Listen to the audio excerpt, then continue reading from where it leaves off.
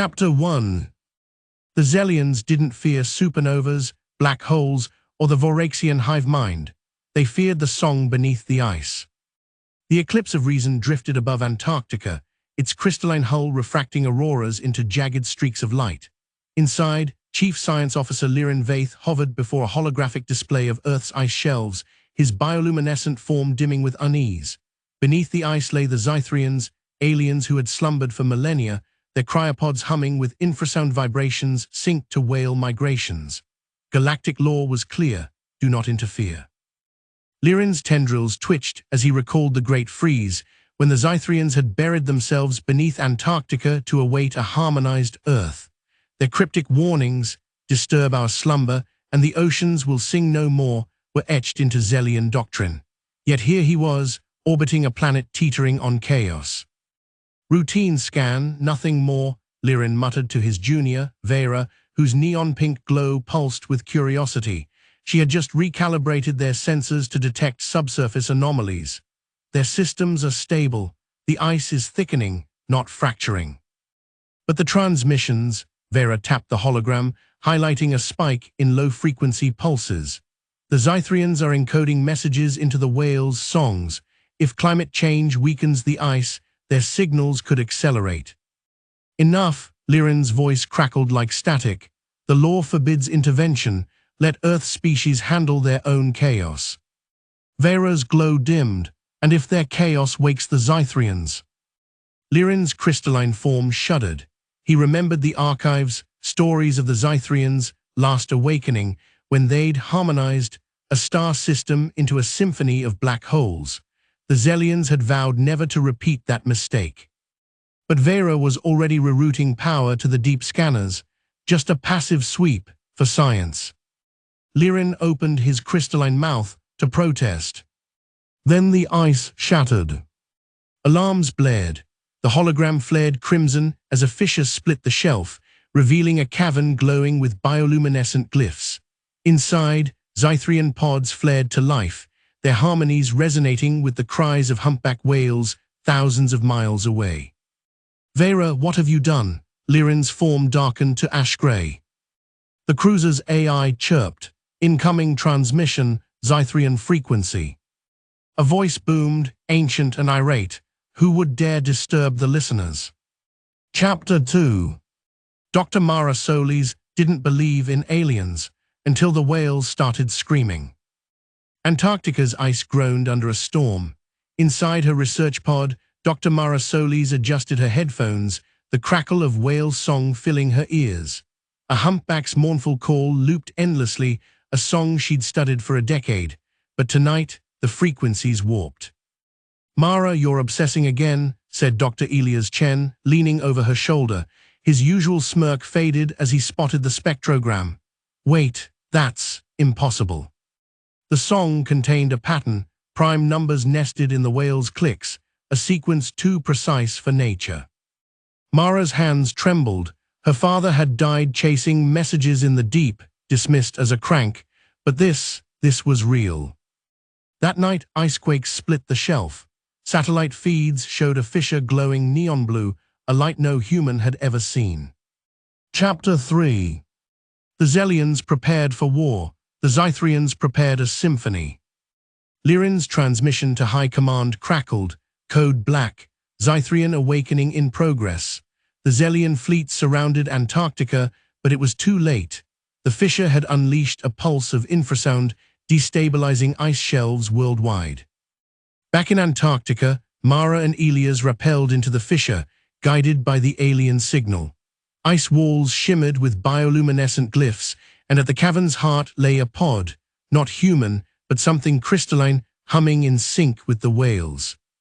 "It's using infrasound to talk," Elias whispered, "but to whom?" Above them, the ice groaned. A shadow blotted out the stars, a Zelian ship descending, its hull etched with glyphs matching the cavern. Mara's radio screeched, "Evacuate, terraforming protocol initiated." The race had begun. Chapter 4. The Zelian ship loomed over Antarctica, its hull pulsing with bioluminescent glyphs that mirrored the cavern below. Mara clutched her radio. the evacuation order still screeching in her ear. "Elias, move," she shouted, yanking him backward as a beam of turquoise energy lanced through the ice, melting everything in its path. The ice shelf groaned, splitting into geometric fragments. Mara and Elias slid toward the abyss, their ropes snapping under the strain. Elias slammed into a jagged wall, his breath hissing through clenched teeth. "Since when do aliens use geometry as a weapon?" he yelled. "Since their math is literally music." Mara scrambled to her feet, her eyes locked on the ship. The glyphs were changing, rippling like sheet music. "They're not attacking, they're composing." Above them, the Zelian fleet fired containment beams, but the Zythrians deflected them with harmonic pulses. Lirin's voice crackled over the comm. "Withdraw. Their resonance fields will destabilize the entire continent." Vera, however, ignored him. Her neon-pink form blazed as she piloted a shuttle toward the fissure. "Their signals are fractal, if I can sync with their frequency." "You'll die," Lirin snarled, "or worse, amplify their terraforming." But Vera was already gone, her shuttle vanishing into the maw of the ship. Inside the Zythrian vessel, Mara and Elias found themselves in a labyrinth of vibrating corridors. Walls throbbed with light, and the air hummed with a low, resonant chord. Elias pressed a hand to the surface. "It's warm, like blood." "Or ocean currents," Mara whispered. She activated her spectrograph, mapping the glyphs. "These aren't random, they're equations, instructions." A sound like 1,000 tuning forks erupted. The corridor shuddered, and a holographic projection flared to life. A blue whale, its body morphing into a constellation. "Humpbacks use songs to map migration routes," Mara muttered. "What if the Zythrians are mapping us?" Before Elias could answer, the floor dropped. They fell into a chamber filled with floating pods, each containing a crystalline entity, their forms flickering between solid and liquid. One pod flared open, releasing a tendril of light that wrapped around Mara's wrist. "Listener," the Zythrian intoned, its voice a chorus of whale song and static. "The oceans resist, you must." The transmission cut off as Vera's shuttle crashed through the ceiling. Chapter 5. Vera's shuttle skidded across the chamber, scattering Zythrian pods. She leapt out, her bioluminescence flaring. "I matched their frequency, the terraforming, it's not destruction, it's translation." Mara stared at her. "What?" "Their infrasound isn't a weapon. It's rewriting Earth's ecosystems to match Zythrian biology. They're trying to harmonize us." Elias swore. "Harmonize? They're boiling the Southern Ocean." "Because your species disrupted the original harmony," Vera snapped. "The Zythrians have been using whales as messengers for millennia. Your pollution, your noise, it corrupted their songs." Mara's mind raced. Her father's obsession, the prime numbers in the whale calls, it all clicked. They weren't messages, they were repairs. The whales were trying to fix the signal before we woke the Zythrians. A pod nearby burst open. A Zythrian emerged, its form shifting into a humanoid shape. "Listener, you speak the deep." Mara stepped forward. "We didn't mean to wake you, we can help." "Too late," the Zythrian boomed. "The song is already changing." Outside, the ice shelves began to liquefy, swirling into vortices of turquoise foam. Lirin's voice crackled over Vera's comm. "They're raising the ocean's pH. If this continues, Earth's marine life will die," Elias finished, "or evolve." Back on the eclipse of reason, Lirin monitored the chaos. The Zythrians, terraforming was spreading, algae blooms erupted in the Atlantic, coral reefs calcified into new landmasses. "They're accelerating the timeline," he muttered, "as if they're competing." A junior officer approached. "Sir, the Voraxian hive-mind is mobilizing. They've declared the Zythrians a cosmic infection." Lirin's tendrils stiffened. The Voraxians were the one threat even Zelians feared, a species that absorbed entire civilizations into their collective. "Order the fleet to intercept and wake the human colonies. We'll need every." A transmission interrupted him. A human face filled the screen, grinning. "Hey Zelians, heard you're having a party. Mind if we crash?" Lirin's crystalline form dimmed. The humans, of course. Chapter 6. The human colony ships arrived in a blaze of retro rockets and neon lights. Mara watched from the Zelian ship as shuttles disgorged scientists in bathrobes, armed with coffee mugs and quantum calculators. "What the hell are they doing here?" Elias shouted. A holographic human flickered beside them. "Heard you found our old babysitters. Thought we'd help negotiate." Vera's glow dimmed. "Your babysitters?" The human smirked. "Long story, short version, Zelians terraform, we complain, they reset, we nap. It's a cycle, but this time," they gestured at the melting ice, "you woke them up angry." Mara seized the opportunity. "You understand their language? How?" "Whale songs, we've been translating them for centuries. Zelians think in music. Literally, their entire society is a symphony." Elias frowned. "So how do we make them stop?" "Rewrite the song."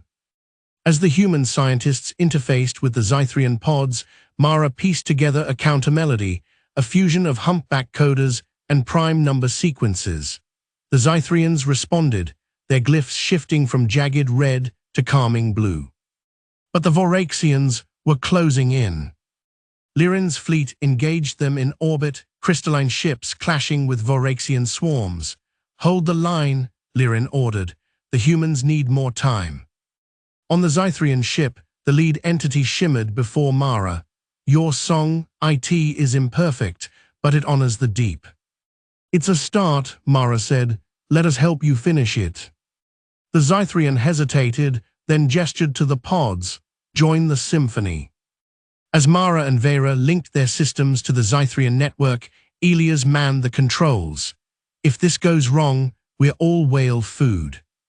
"Then let's make it art," Mara replied. Chapter 7. The Voraxian hive-mind descended on Antarctica like a swarm of existential dread. Their ships, jagged obsidian monoliths, blotted out the sun as they broadcast a single message: surrender the Zelian corruption or be assimilated. Mara, Elias, Vera, and the Zelian entity known as the Conductor stood at the edge of the melting ice shelf. "They're not here to negotiate," Elias muttered, eyeing the Voraxian flagship. "They're here to turn us into cosmic paperwork."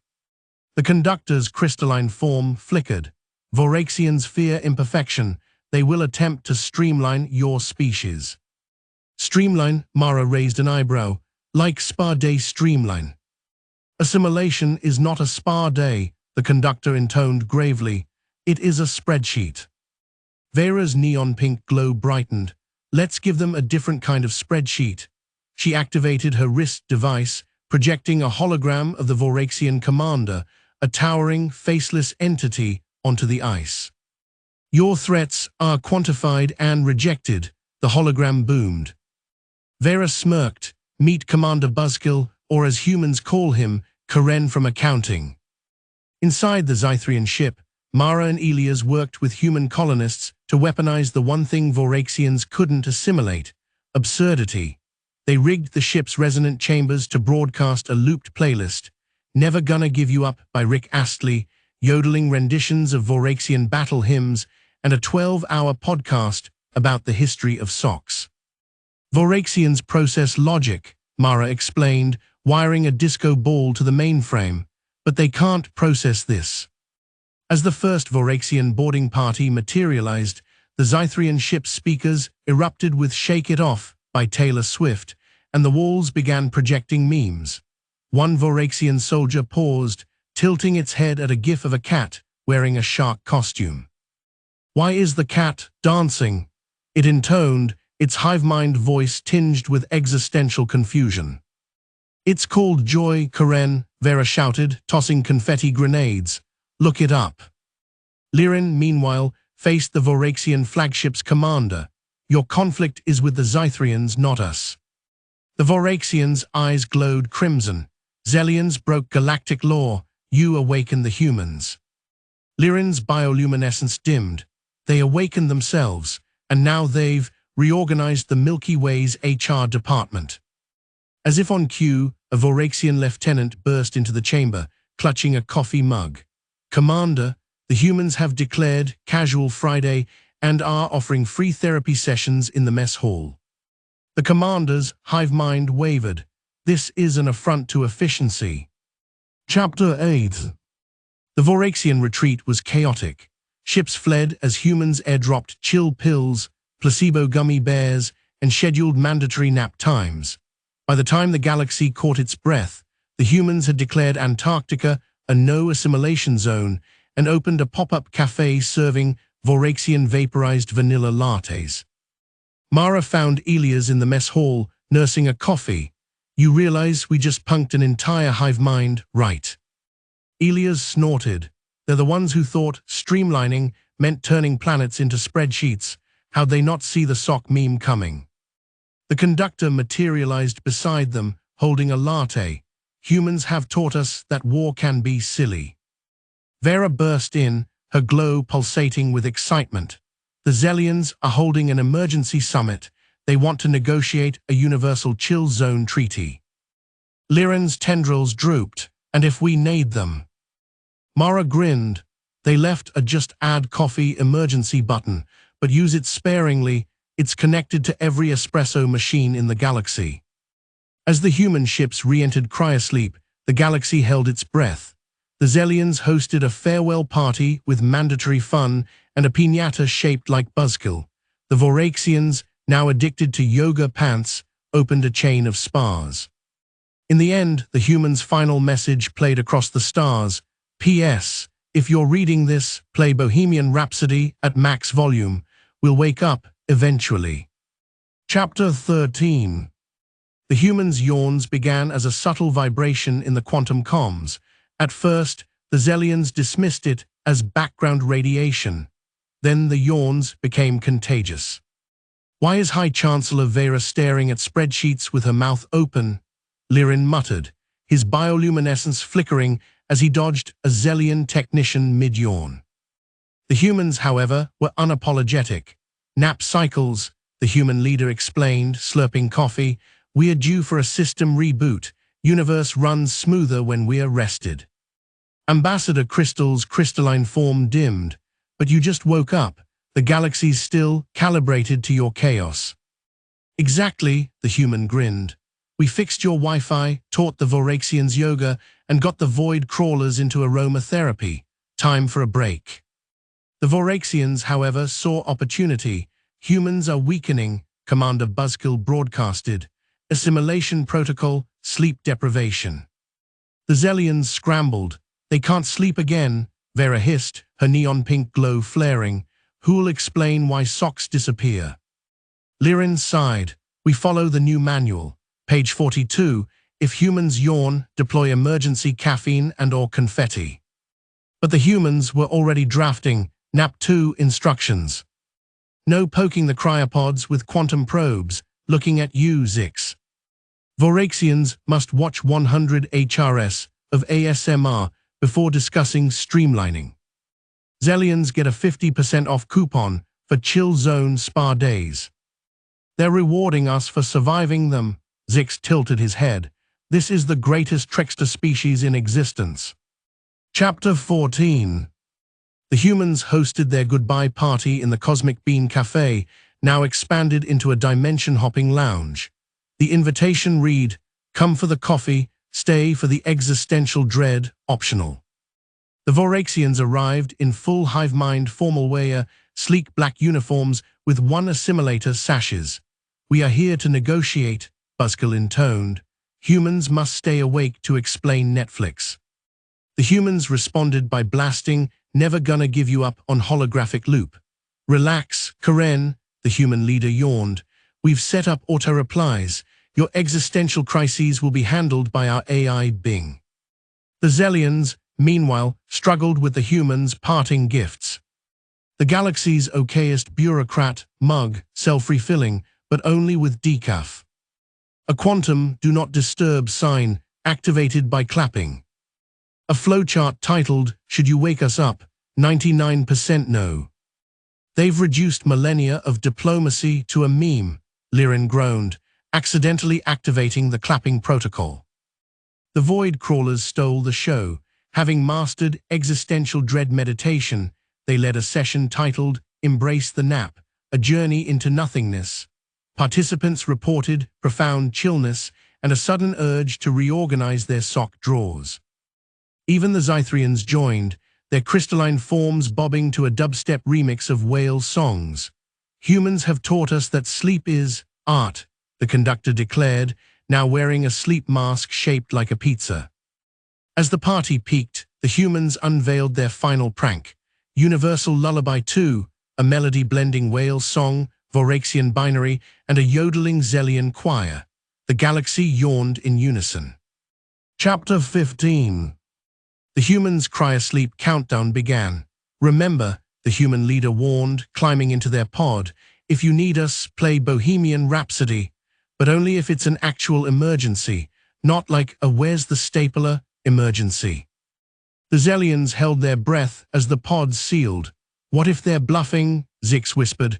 What if this is another prank? The pods hummed, the humans' brainwaves synced, and then silence.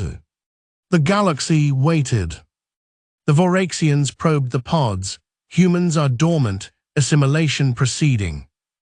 But the pods emitted a frequency that translated as nice try, Karen. The Zelians, now fluent in human logic, activated the chill zone protocols. The Voraxians were redirected to a mandatory nap prep seminar hosted by a holographic human in pajamas. Centuries later, the humans' legacy endured. Casual Fridays became intergalactic law. The Universal Chill Treaty reduced wars by 98%.